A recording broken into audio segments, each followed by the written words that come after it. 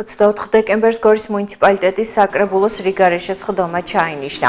ადგილობრივი თვითმმართველობის წარმომადგენლობითი ორგანოს წევრები 2025 წლის მუნიციპალიტეტის მთავარ ფინანსურ დოკუმენტზე იმსჯელებენ და დასამტკიცებლად კენჭს უყრიან. როგორც უმრავლესობის წევრი აცხადებს, ბიუჯეტში 7 ძირითადი პრიორიტეტული საკითხია და ყველაზე მეტი თანხებიც ამ მიმართულებებზე დაიხარჯება. ადგილობრივმა ბიუჯეტმა ჯამში 89,160,000 ლარი შეადგინა. საკრებულოს ხდომა ხვალ 12 საათზე დაიწყება.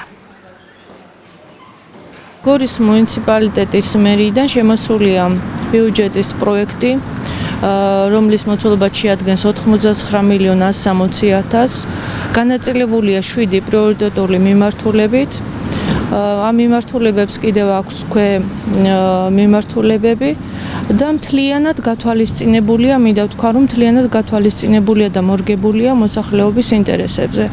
ჩვენთან შემოსული იყო პროექტი, რომელიც განვიხილეთ კომისიის გაერთიანებულ ხდომაზე, ბიუროებზე განვიხილეთ და ჩვენი ნაწილი ჩვენს მიერ მიწოდებული საკითხების გათვალისწინებული იქნა, რა თქმა უნდა, შეძლების დაგვარად და ნაწილიც შემდეგში იქნება გათვალისწინებული. როდის მოხდება დამტკიცება?